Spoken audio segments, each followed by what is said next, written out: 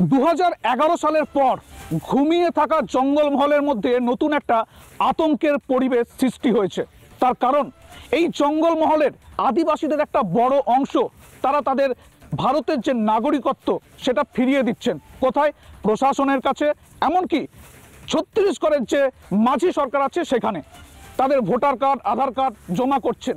অর্থাৎ এই voter card, Aadhaar card জমা নেওয়ার অধিকার কি ছত্তিশগড়ের মাঝি সরকারের আছে? এটা কিন্তু একটা বড় প্রশ্ন। এবং এই যে এখানে তারা এই ভারতের নাগরিকত্ব ফিরিয়ে দেওয়ার জন্য বিডিও অফিসে তারা যে স্মারকলিপি জমা করছেন, এটাতে বিজেপি যেটা দাবি করছে যে এটা দেশে থেকে দেশদ্রোহিতার কাজ করছে এবং এতে মদত যোগাচ্ছে রাজ্য সরকার। প্রশাসনের বিষয়ে নজরটি এসেছে এবং তারা বিষয়টি নিয়ে তদন্ত ইতিমধ্যেই শুরু করেছে। আগামী দিনে বাঁকুড়ার এই জঙ্গলমহলে কি হতে চলেছে, অর্থাৎ এই শান্ত জঙ্গলমহলে কি আবার সেই 2011 সালের আগের মতন উত্তপ্ত পরিস্থিতি তৈরি হতে চলেছে, সেই দিক দিয়েই তাকিয়ে রয়েছে রাজ্যবাসী। বাঁকুড়া থেকে মৃন্ময় পান, রিপাবলিক বাংলা। দেখলেন তো আমাদের প্রতিনিধি মৃন্ময় যখন লাগাতার প্রশ্ন করে যায় যে আপনারা কেন আচমকায় সবকিছু জমা দিলেন, অর্থাৎ সমস্ত ডকুমেন্টস যেখানে নাগরিকত্ব হিসেবে অর্থাৎ ভারতের নাগরিক হিসেবে পরিচয় থাকছে, voter card, Aadhaar card, PAN card, ration card সবকিছু তারা জমায় দিয়েছে। আমাদের সঙ্গে এই মুহূর্তে টেলিফোনে রয়েছেন সাংসদ অরূপ চক্রবর্তী। আপনাকে স্বাগত জানাবো রিপাবলিক বাংলাতে। বাঁকুড়ার জঙ্গলমহল একটা প্রবণতা দেখা দিয়েছে আদিবাসী সম্প্রদায়ের মধ্যে যে তারা ভারত সরকারের যে সমস্ত নথিগুলো রয়েছে অর্থাৎ voter card, Aadhaar card, PAN card সবটা ফেরত দিচ্ছে, তারা মাঝি সরকারের হয়ে যাচ্ছে। এই প্রবণতাটা কেন? এসআইআর এর বিরোধিতার মানসিকতার জন্য কি মাঝি সরকারের অন্তর্গত তারা হচ্ছে? এটা শুনুন, এটা খুব মুষ্টিমেয় কয়েকজন করছে, ব্যাপক লোক যায়নি। এদেরকে অন্য রাজ্যের লোকেরা ভুল বুঝিয়েছে যে তোমার কি বলে ইয়ে সরকার হবে, মাঝি সরকার হবে, তাতে সব পাওয়া যাবে। এই কিছু লোককে ভুল বুঝিয়ে এটা করা হয়েছে, এটা টিকবে না তোপে। কিন্তু যেখানে স্পষ্ট মাঝি সরকারের সদস্যরা তারা বলছে যে এখনো পর্যন্ত বাঁকুড়ার ওই অঞ্চলেই 200টি পরিবার তাদের সমস্ত যে পরিচয়পত্রগুলো ত্যাগ করে দিয়েছে, তারা মাঝি সরকারের সদস্য হয়ে গিয়েছে। 200টি পরিবার কি কম কথা?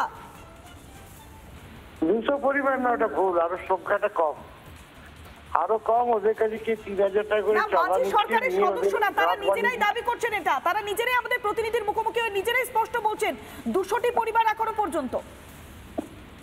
এরা ভুল করছে, এরা ভুল বোঝাচ্ছে, এরা ভুল করে এটা করতে যাচ্ছে। ওদেরকে গভর্নমেন্ট থেকে বোঝানো হবে, ওরা শোনে ভালো, না শোনে তো কিছু করার নেই। যদি ওরা না শুনতে চায়, না বুঝতে চায়, ওদেরই করতে হবে। না, আপনি তো ওখানকার সাংসদ, কি ব্যবস্থা নিচ্ছেন আপনারা এই বিষয়ে? আমার লোকাল অ্যাডমিনিস্ট্রেশন ওদের সঙ্গে কথাবার্তা বলেছে, আমার আদিবাসী সংগঠনের লোকেরাও কথা বলেছে, বোঝাবার চেষ্টা করছে। অনেকে আবার জমা দিয়েছে, অনেকে ফর্ম জমা দিয়েছে এসব জানার পরে।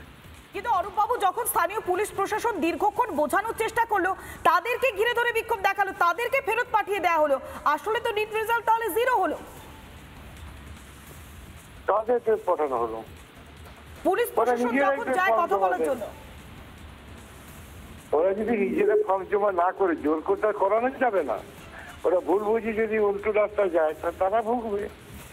আমরা তো বলেছি যে তোমাকে যা করতে হবে গণতান্ত্রিক পদ্ধতির মধ্যে করতে হবে। এখানে পশ্চিমবঙ্গ সরকার ছাড়া তো কোনো সরকার নেই। দিল্লিতে যেমন কেন্দ্রীয় সরকার আছে, রাজ্যে রাজ্য সরকার আছে, তাকে বাদ দিয়ে সরকার, মাঝি সরকার কোথার থেকে পেল? আষাঢ়ে গল্প শুনি কোনো নাম আছে? ঠিক আছে, অনেক ধন্যবাদ। আমরা কথা বললাম বাঁকুড়ার তৃণমূল সাংসদ অরূপ চক্রবর্তীর সঙ্গে।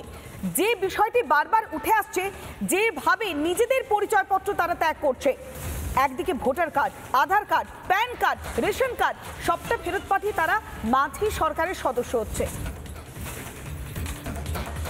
এবং সেই ঘটনা যখন বারবার সামনে আসছে তখন স্থানীয় এসডিও কি বলছেন শুনুন একবার।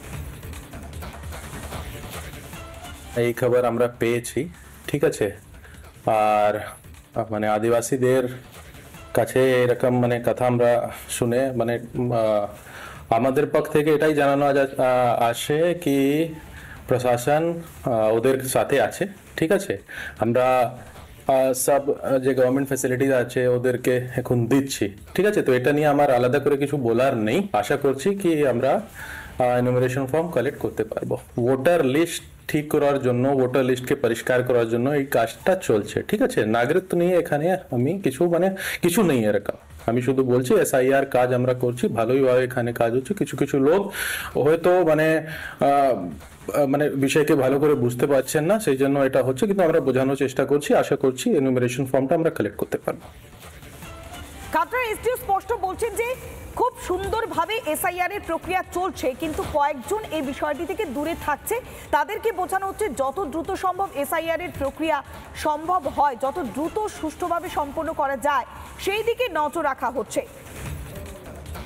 জঙ্গলমহলে রীতিমতো আদিবাসীদের মগজ ধোলাই করা হচ্ছে। দেশ বিরোধী কাজের বিরাট একটা চক্রান্ত করা চলছে। সেচ মন্ত্রী মানুষ ভূঁইয়া কি বলছেন শুনুন একবার।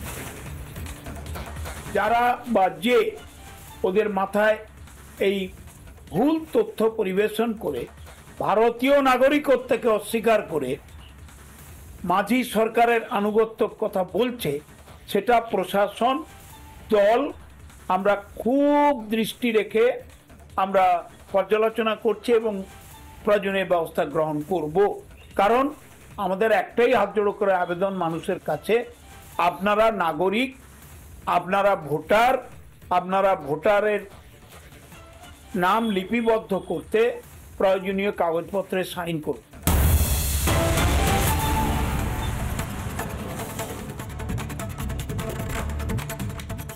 নানা ধরনের কন্টেন্ট দেখার জন্য লাইক করুন, শেয়ার করুন আমাদের ফেসবুক পেজ, সাবস্ক্রাইব করুন আমাদের ইউটিউব চ্যানেল। পাশাপাশি অন্যান্য ব্রেকিং নিউজের জন্য অবশ্যই চোখ রাখুন রিপাবলিক বাংলায়।